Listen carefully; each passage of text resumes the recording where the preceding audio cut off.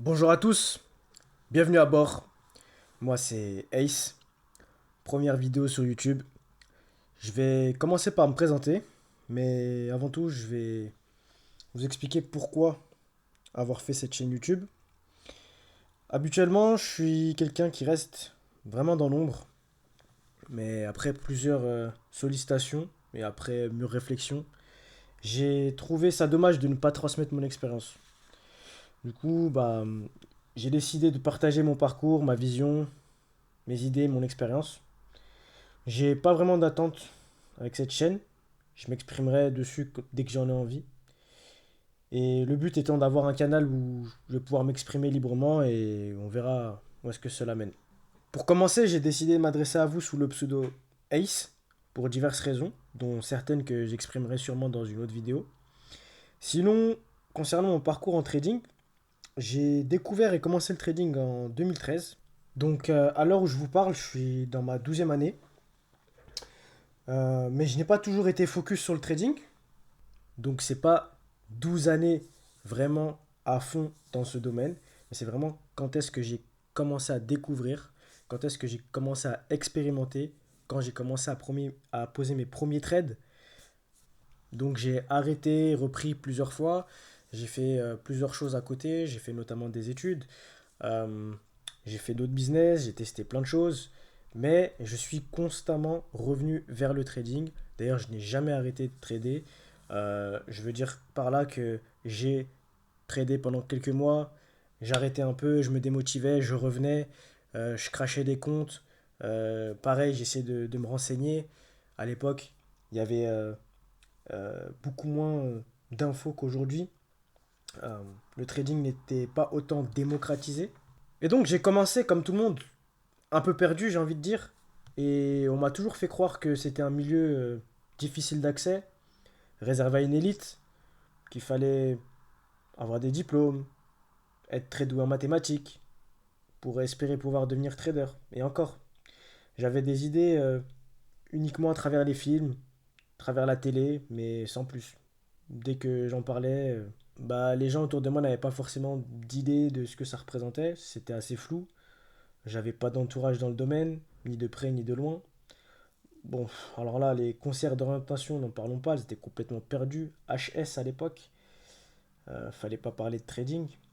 Et le système éducatif par lequel je suis passé, comme tout le monde, ils voulaient me mettre sur certains rails et vous en doutez bien que c'est pas ces rails-là qui m'auraient ramené vers le trading. En tout cas, pas de là où je partais. Enfin bref, pour revenir vraiment sur le trading, il n'y avait pas vraiment de ressources accessibles. Sur YouTube, il y avait quasiment personne. Je parlais pas anglais, donc c'était difficile pour moi d'aller chercher des ressources anglophones. J'étais un peu à l'arrache. J'ai commencé par vouloir trader un peu n'importe comment, faire du gambling. Au bout d'un moment, je me suis dit que c'était pas viable. Donc j'ai essayé de chercher des stratégies. J'ai essayé de créer mes propres stratégies via des indicateurs. J'ai essayé de lire des livres. J'ai essayé par la suite, parce que ça s'est développé un petit peu sur YouTube, de regarder ce que certains faisaient, de m'inspirer de chacun euh, et de faire ma propre sauce. Donc au fil des années, j'ai développé on va dire quelques stratégies qui me permettaient d'être rentable, mais jamais sur le long terme. Donc voilà, et puis même quand il y avait quelque chose de potable, évidemment que la psychologie était vraiment à l'opposé de ce qu'elle devrait être. Enfin bref, je ne veux pas rentrer non plus trop dans le détail, sinon ça va être trop long, mais je vous épargne les détails pour vous dire que j'ai cramé énormément de comptes, perdu beaucoup d'argent donc, parce que je faisais pas que de la démo. J'ai j'ai même très peu fait de démo. Euh, Ça a peut-être été une erreur d'ailleurs, parce que foncer comme ça directement et se lancer à cramer des comptes, sachant que je roulais pas sur l'or et qu'à chaque fois j'ai essayé d'aller mettre un peu d'argent de côté, mais voilà, c'était pas grand chose. Et donc je me doutais bien qu'il fallait avoir beaucoup plus d'argent pour pouvoir espérer en vivre. Et comme je disais, donc au fur et à mesure du temps, je commençais à avoir un peu plus accès à des ressources. Et je voyais qu'en fait, les personnes qui vivaient de leur trading avaient tous des gros capitaux que je n'avais pas. Et donc, j'avais comme idée, en fait, de me dire que, voilà, il fallait commencer avec ce que j'avais sous la main et faire du gambling jusqu'à avoir un gros capital. Et à partir de là, commencer à appliquer une stratégie vraiment plus rigide, plus disciplinée. C'était évidemment une erreur. Mais bon, ça, je parle de ça, c'était vraiment à l'époque. Et donc ça a duré comme ça pendant environ 6 ans. Donc heureusement, je gagnais quand même un peu d'argent quelquefois, ce qui m'a motivé à rester, ce qui m'a aussi prouvé que c'était réel. On pouvait vraiment retirer des gains de ce trading. Voilà, pour moi à l'époque, c'était quand même assez compliqué de me dire que on pouvait faire de l'argent à travers un écran sur un graphique. Voilà, simplement avec une connexion internet depuis ma chambre. Je trouvais ça complètement fou. Et donc voilà, j'ai quand même gagné un peu d'argent, mais je reperdais tout à un moment donné. Et je pense que pendant cette période-là, j'étais vraiment, vraiment très, très, très perdant sur la totalité de l'année. Et donc, j'avais mes petites périodes où je gagnais un peu d'argent, et puis évidemment, je recramais tout plus tard, quoi. J'ai vraiment, mais alors là, vraiment traversé des périodes de gros doutes.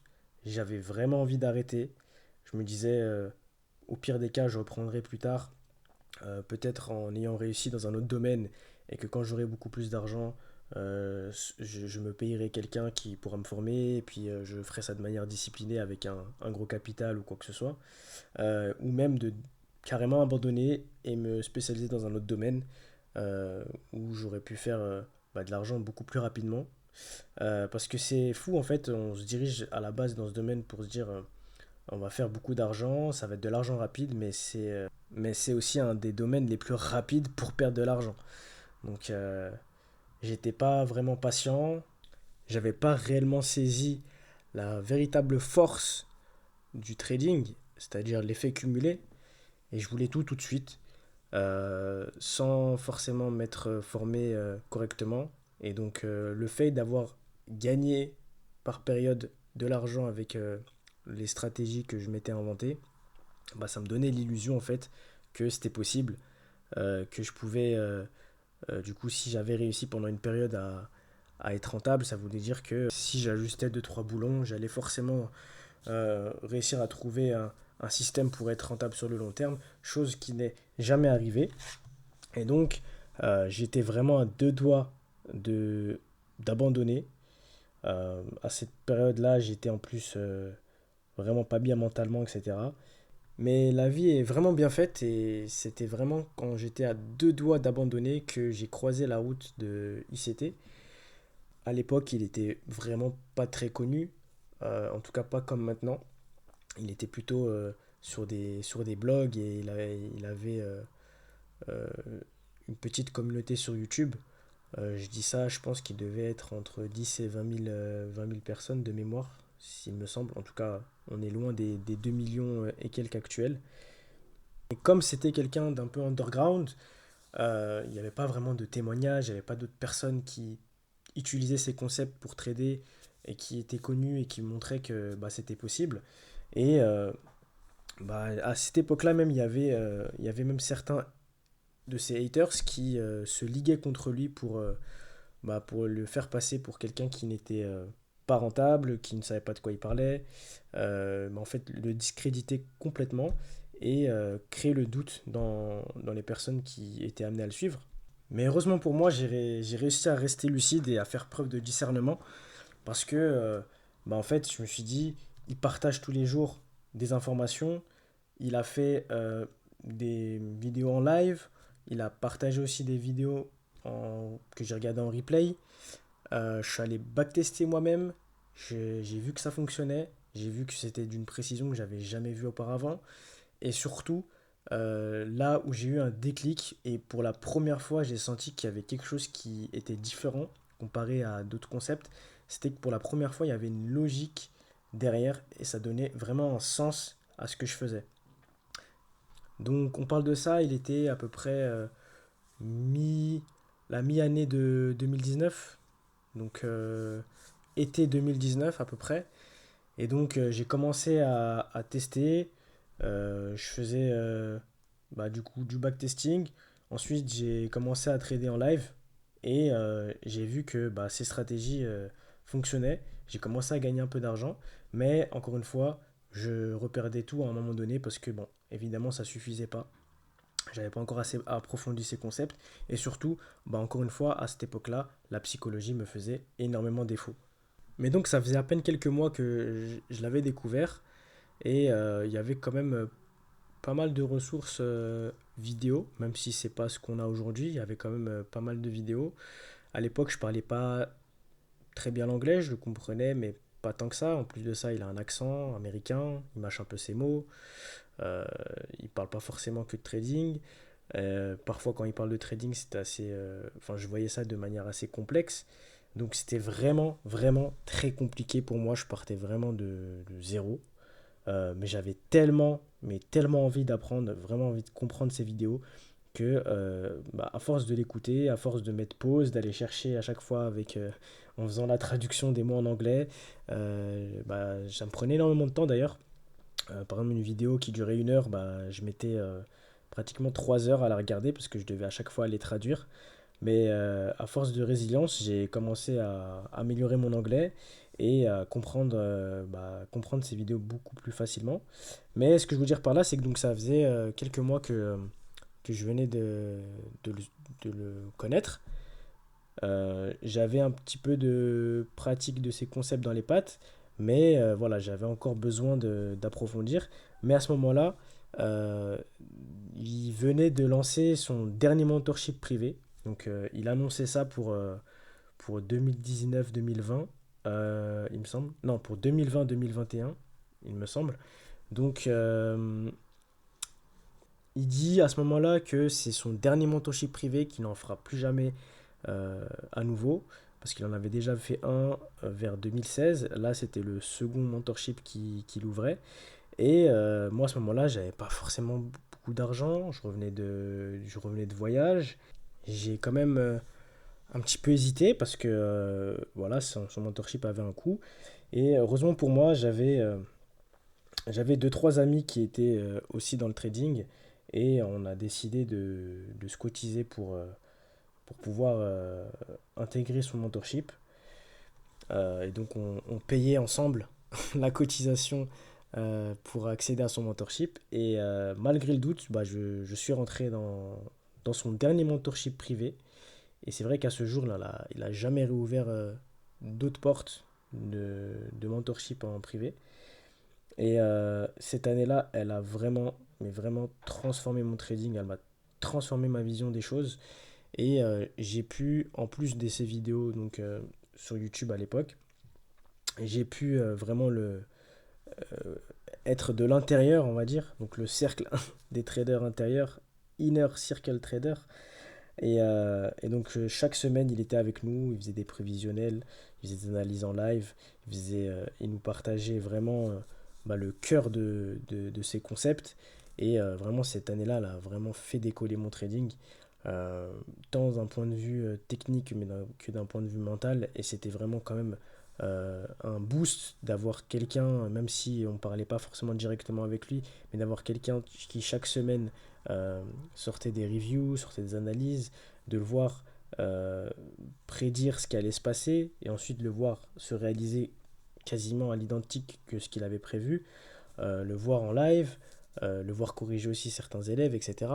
Enfin, bref, tout ça, ça m'a permis de vraiment booster mon trading. Et en fait, j'avais vraiment l'impression de faire partie d'un clan vraiment limite secret, avec des informations euh, d'élite, j'ai envie de dire limite, parce qu'on avait l'impression que c'était limite illégal, tellement c'était la première fois qu'on avait des infos aussi pertinentes, et de le voir se réaliser sur des graphiques, c'était complètement fou. Donc à ce moment-là, ce que je fais, c'est que je me coupe littéralement de tout. Je m'enferme matin, midi, soir. Je me rappelle que j'avais faisais des très courtes nuits. J'essayais de rattraper mon retard sur son contenu. parce qu'il avait déjà sorti pas mal de contenu. Et puis, comme je disais, donc, à ce moment-là, j'apprenais en même temps l'anglais pour essayer de comprendre de mieux en mieux ses vidéos. Et donc, c'était vraiment des années où je me suis buté à ses concepts, buté à ses vidéos. Donc, je rattrapais en même temps mon retard et je suivais son mentorship en temps réel. C'était énormément de travail. Donc, pendant un certain temps, j'étais quand même perdant, mais je voyais que mes stratégies évoluaient, que ma compréhension évoluait, que je remarquais des choses que je remarquais pas avant sur les graphiques. Et donc, c'était vraiment une période de progression, on va dire, parce que c'était comme si j'étais redevenu débutant, malgré que j'avais fait 6 années de trading, mais c'était vraiment tout nouveau. Le but, c'était vraiment d'oublier tout ce que j'avais appris à l'époque pour réapprendre quelque chose de tout nouveau avec un nouveau regard. Et donc, j'ai continué à suivre ses enseignements et je commençais à devenir rentable, mais il y avait toujours un point de chute qui faisait que je cramais encore mes comptes. Ça faisait quand même quoi, 1 an et demi à ce moment-là. Mais donc j'avais quand même des résultats, mais à un moment donné, il y avait toujours un point de chute où je cramais mes comptes. Et ce qui faisait défaut, encore une fois, c'était la psychologie, le fait de vouloir trader tous les jours. Pour moi, il fallait être sur tous les terrains, être en train de trader tout le temps. Et je pensais que j'allais de cette manière faire un maximum d'argent, ce qui n'est pas du tout vrai dans la pratique. Et là où j'ai commencé à fixer, ajuster mes problématiques, c'est plutôt fin 2022, 2020, début 2023. C'est là où j'ai vraiment stabilisé et réglé la majorité de mes problématiques. Et depuis 2023, je continue de progresser, je continue d'apprendre. euh, mais voilà, on va dire que à l'heure actuelle, je peux carrément arrêter de chercher de nouvelles informations et rester sur ce que j'ai acquis. Et du coup, maintenant, ça fait du coup 6 ans que j'utilise les concepts ICT. Je fais que ça, je regarde pas d'autres concepts, en tout cas à l'heure actuelle. Et donc au total, on va dire que j'ai passé les 6 premières années en trading à essayer de me trouver, à tester des choses, à cramer des comptes, etc. Jusqu'au moment où je rencontre ICT, j'intègre ces nouveaux concepts, que je recommence une nouvelle courbe d'apprentissage qui n'a cessé de croître jusqu'à aujourd'hui et que je stabilise mon trading depuis fin 2022, début 2023, quelque chose comme ça. Donc on va dire que la première année, voire la deuxième, je commençais à avoir une très très grosse progression au niveau technique. J'étais vraiment bien, j'avais des bonnes périodes de gains, j'étais assez rentable sur des bonnes périodes, mais ça faisait toujours défaut à un moment donné. Et donc, encore une fois, c'était la psychologie qui jouait des tours, et puis certaines choses que je n'avais pas compris, euh, que j'ai réalisé beaucoup plus tard. Et donc, c'était plus de la technique dont j'avais besoin, principalement, mais c'était tout ce qu'il y avait autour. Donc, dans ce parcours aussi, ce qui peut être inspirant pour certains d'entre vous qui potentiellement ont envie d'arrêter, parfois doutent, parfois se disent est-ce qu'ils vont un jour y arriver. Euh, bah, Moi, vous voyez, ça m'a mis énormément de temps. J'ai fait preuve de beaucoup de résilience, beaucoup de persévérance. J'ai failli abandonner. Tout a changé quand j'ai commencé à mettre un sens sur mon trading, à appliquer une certaine logique. Et à travers ce partage, j'ai aussi envie de vous montrer que euh, c'est pas grave si vous n'y arrivez pas dans votre première année, dans votre seconde année, dans votre troisième année, dans votre quatrième année, dans votre cinquième année. Tant que vous avez vraiment envie d'y arriver, vous allez y arriver. Je connais certaines personnes qui sont arrivées beaucoup plus vite que moi. Après, il faut prendre en compte qu'on n'a pas forcément le même point de départ, on n'a pas les mêmes problématiques, on n'a pas le même environnement, on a vraiment des choses, des cas différents à chaque fois, même si globalement on, on a une base qui est commune.